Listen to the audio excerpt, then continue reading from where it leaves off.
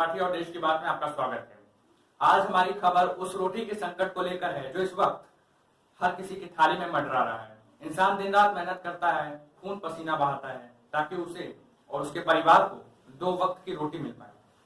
दुनिया में सारा संघर्ष ही रोटी का तो है, लेकिन पूरा विश्व एक ऐसे संकट की ओर बढ़ रहा है जिसमें आज से 27 साल बाद, ध्यान से सुनिएगा, आज से 27 साल बाद लोग 2 वक्त की रोटी तो छोड़िए, एक वक्त की रोटी भी, एक रोटी भी एक वक्त में के लिए तरस जाएंगे। यह भी संभव है कि आप जहां रहते हैं वहां दूर दूर तक किसी की थाली में रोटी हो ही ना। हो सकता है जब तब आपके पास लाखों करोड़ों का बैंक बैलेंस हो, कई डेबिट और क्रेडिट कार्ड्स हो, लेकिन तब भी रोटी आपकी पहुंच से, आपके रेंज से बहुत बाहर होगी।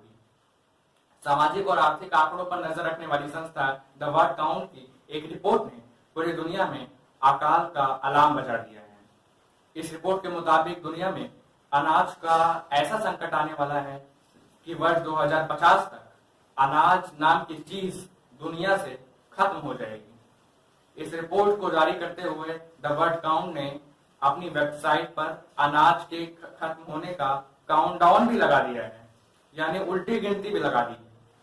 द वर्ल्ड काउंट की रिपोर्ट के मुताबिक आज से 27 साल बाद दाल रोटी एक दुर्लभ चीज हो जाएगी, जिसकी तस्वीरें आप बच्चों को मोबाइल फोन में दिखाया करेंगे और बताया करेंगे कि रोटी गोल हुआ करती थी और दाल 5 से 6 तरह की हुआ करती थी। यह भी संभव है कि आप तब अपने दुनिया में म्यूजियम बन जाएं जहां दाल, चावल, गेहूं, मक्का और ज्वार रखे जाएं। द वर्ल्ड काउंट के मुताबिक वर्ष 2050 तक दुनिया की आबादी 1000 करोड़ के पार हो जाएगी। ऐसे में वर्ष 2017 के मुकाबले वर्ष 2050 में 70% ज्यादा खाने की डिमांड होगी, जबकि धरती हर वर्ष 7500 करोड़ टन उपजाऊ मिट्टी खो रही है। बीते 40 वर्षों में दुनिया में खेती के लायक 1/3 भूमि खत्म हो चुकी है।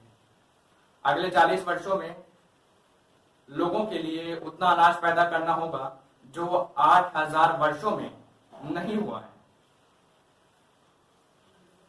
यानी वर्ष 2050 आते आते पृथ्वी पर खेती करने लायक उपजाऊ भूमि इतनी नहीं रह जाएगी जिस पर 1000 करोड़ लोगों के खाने लायक अनाज पैदा किया जा सके।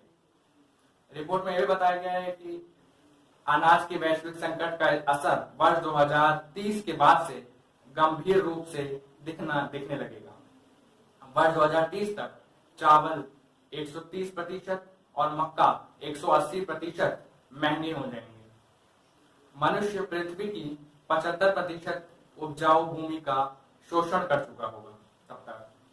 वर्ष 2030 के बाद दुनिया का भोजन जुटाने के लिए 2 पृथ्वी की जरूरत होगी। इसी दूसरी तरह आप ऐसे भी समझ सकते हैं कि अगले 27 वर्षों में अगर मंगल जैसे दूसरे ग्रहों पर जीवन की खोज नहीं हुई, अगर वहां पानी और खेती की संभावनाएं नहीं हुई, खोजी गई, तो पृथ्वी लोगों को भरपूर भोजन देने में सरेंडर कर सकती है, हाथ खड़े कर सकती है। अक्सर हम कहते हैं कि भविष्य का युद्ध पानी को लेकर होगा, लेकिन अनाज का ये संकट बताता है कि भविष्य का युद्ध दाल रोटी और ब्रेड कुकीज को लेकर भी हो सकता है। भविष्य के इस भोजन संकट का संबंध हमारे वर्तमान की भोजन शैली से है। भारतीय संस्कृति में अन्न या अनाज को देवी अन्नपूर्णा का प्रसाद माना जाता है। भोजन से पहले भोजन मंत्र पढ़ने और थाली को प्रणाम करके भोजन शुरू करने से हमारे यहाँ परंपरा रही है। हम कहते भी हैं कि उतना ही लो थाली में कि फेंकना ना पड़े नाली में, लेकिन इसके लिए बाद हम भी उस भोजन को जूठा भी छोड़ते हैं और बचा कुचा डस्टबिन में पहुंचा देते हैं। 2021 की यूएल फूड इंडेक्स रिपोर्ट के मुताबिक वर्ष 2019 में दुनिया में 93 करोड़ 10 लाख टन अनाज बर्बाद किया गया। इसमें भारतीयों ने 6 करोड़ 87 लाख टन अनाज बर्बाद कर दिया। इसमें 61% अनाज घरों में बर्बाद किया गया और यानी जूठा छोड़ दिया गया। 26% अनाज की बर्बादी होटल, रेस्टोरेंट और फूड डिलीवरी से हुई। विश्व में हर व्यक्ति हर साल 121 किलो भोजन बर्बाद करता है। इसमें से 74% भोजन वो घर में ही जूठा छोड़ देता है और वो खराब हो जाता है। यानी भोजन की बर्बादी के लिए पूरी दुनिया जिम्मेदार है। बल्कि इनमें वो विकसित देश ज्यादा आगे हैं जो आए दिन छोटे देशों की भूख को लेकर चिंता जाहिर करते रहते हैं। भारत में हर व्यक्ति साल भर में 50 किलो भोजन झूठा छोड़ देता है। वहीं अमेरिका में हर व्यक्ति साल भर में 59 किलो और चीन में हर व्यक्ति 64 किलो भोजन झूठा छोड़ देता है।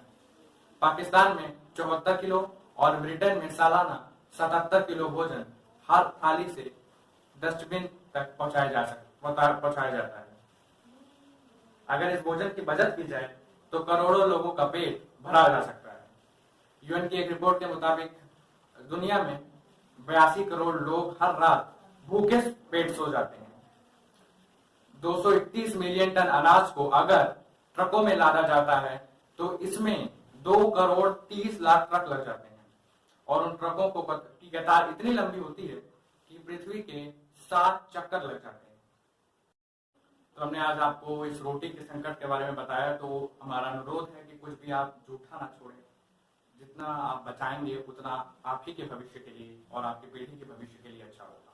तो चलिए आज के लिए बस इतना ही। मिलते हैं आपसे जल्दी। खुश रहिए, सुरक्षित रहिए। नमस्कार।